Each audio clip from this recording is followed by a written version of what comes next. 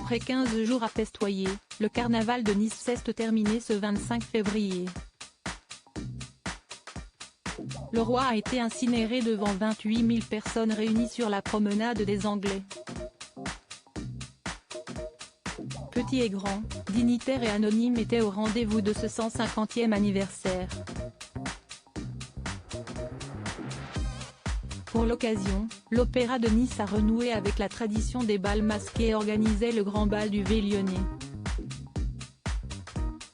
Une fête à laquelle étaient conviés, le maire de la ville, Christian Estrosi, et sa femme Laura Tenucci.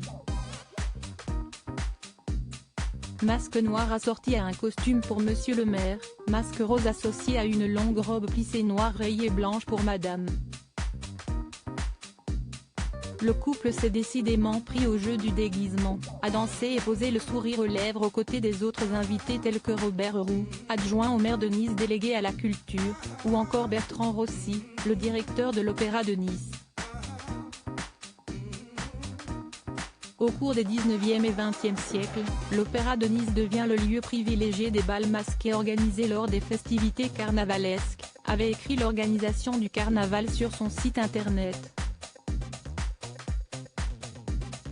La fête réservée au plus grand nombre a eu lieu samedi 25 février. Une version pour les seniors était même prévue ce dimanche 26 février à 14 h. Au programme de l'édition nocturne, le classique bal viennois, le bal musette, les années disco, pop, rock, ainsi que de la musique électro avec un DJ.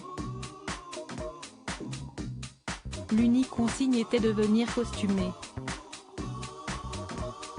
Une directive respectée de tous, Christian Estrosi et Tenucci compris.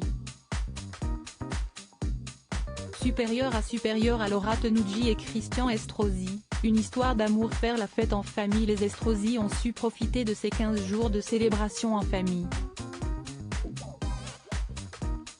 Milan, le fils de la journaliste issu d'une précédente union, et Bianca, fruit de son amour avec l'ancien ministre chargé de l'Industrie, était aussi de la partie.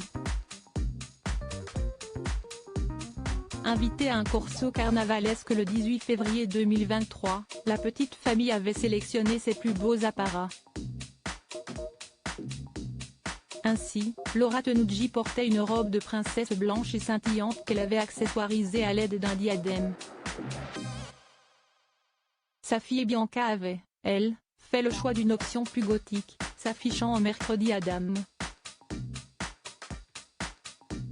Quant à Christian Estrosi, le maire avait décidé de se présenter sous les traits d'un pilote de l'air.